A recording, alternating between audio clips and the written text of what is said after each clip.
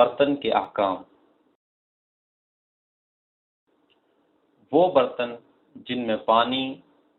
اور اس سے ملتی جلتی چیزیں محفوظ کی جاتی ہیں، ان کا استعمال جائز ہے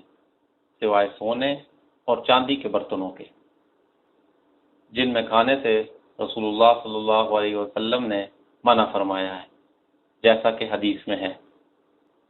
سونے اور چاندی کے برتنوں میں نہ پیو